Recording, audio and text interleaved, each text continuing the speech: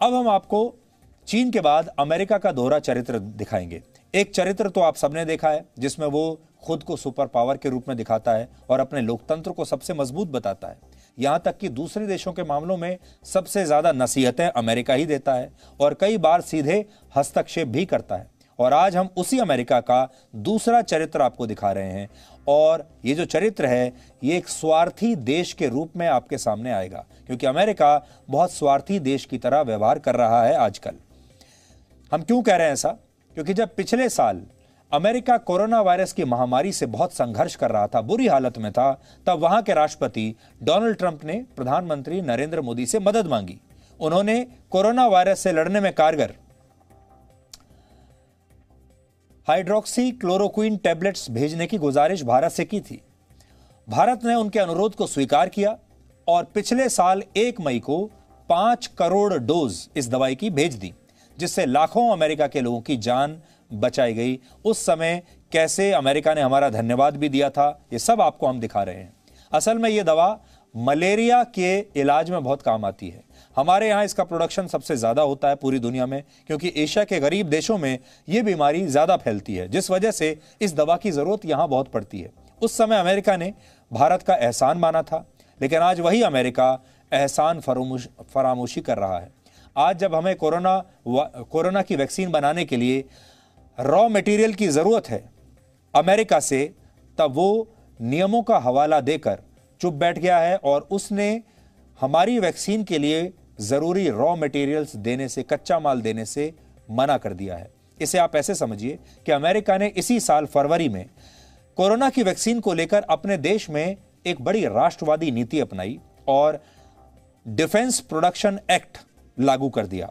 इस एक्ट के तहत अमेरिका की फार्मा कंपनियों को कुछ दवाओं और उनके रॉ मटेरियल्स को एक्सपोर्ट करने की छूट नहीं है। कुछ खास दवाओं को वो एक्सपोर्ट नहीं कर सकते और उन दवाओं में बनाने में जो रॉ मटेरियल काम आता है उसे भी एक्सपोर्ट करने पर मनाही है।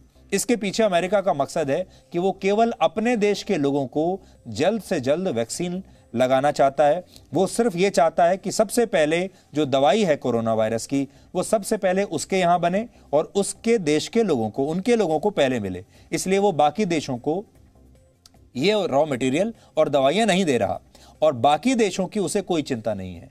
इस वजह से मार्च से भारत में वैक्सीन प्रोडक्शन की स्पीड काफी कम हो गई है और कई राज्यों में वैक्सीन की कमी की शिकायत आपने देखा होगा, देखने को मिली थी।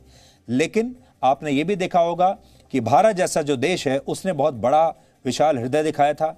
भारत ने बहुत सारे पड़ोसी देशों की मदद की, इस दौरान बहुत सारे गरीब देशों की भी मदद की और भारत सरकार ने अपने यहाँ बनी हुई कोरोना वायरस की जो वैक्सीन है उसे बहुत सारे देशों को भेजा, दवाइयों को भेजा। अमेरिका का उदाहरण अभी हमने आपको दिया, हमने अमेरिका को भी दवाइयाँ भेजी, लेकिन अमेरिका ने इसका ठीक उल्टा किया है।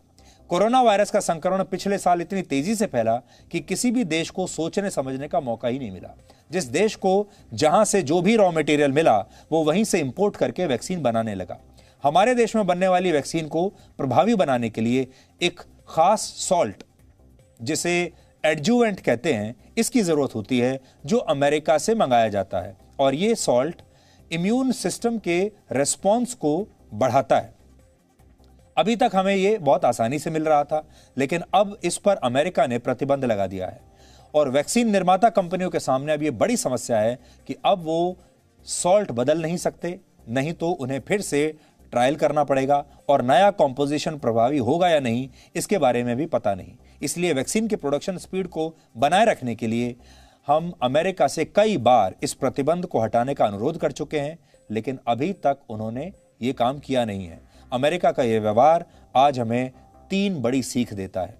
पहली सीख, हमें हमेशा सबसे पहले अपनी ज़रूरतों को ध्यान में रखना चाहिए, तब जाकर दूसरों की ज़रूरतों को पूरा करना चाहिए, क्योंकि जब अपनी ज़रूरतें पूरी हो जाती हैं तभी दूसरों की ज़रूरतों को भी पूरा करना आसान होता है। हमने गलत देश पर विश्वास किया। कहावत है कि अच्छे दोस्तों की पहचान मुश्किल समय में होती है। अमेरिका से हमने दोस्ती निभाई, जब उसे ज़रूरत थी तब हमने उसकी मदद की, लेकिन अमेरिका ने हमारी मदद नहीं की। ये अच्छे दोस्त की निशानी नहीं है। और तीसरी बात, जैसे ही व्यक्ति बदला, जैसे ही नेता बदला, जैसे ही सरकार बदली, वैसे ही नीतियां भी बदल गई। इस घटना से हमें यह सीख मिलती है, अमेरिका जैसा जो देश है वो ये कहता है कि हमारे यहाँ सरकारें भी बदल जाएं और नेता भी बदल जाए, तब भी हमारे यहाँ जो नीतियां हैं और विदेश नीति जैसी जो चीजें होती हैं वो स्थायी रहती हैं। हम अपनी नीतियां बार बार नहीं बदलते। लेकिन जैसे ही नेता बदला, उन्होंने नीतियां भी बदल दी। जब तक डोनाल्ड ट्रंप थे तब तक अमेरिका और भारत एक दूसरे के अच्छे दोस्त थे, लेकिन जो बाइडेन के आने के साथ ही अमेरिका की नीतियां बदलने लगी हैं, जो भारत के लिए शुभ संकेत नहीं है।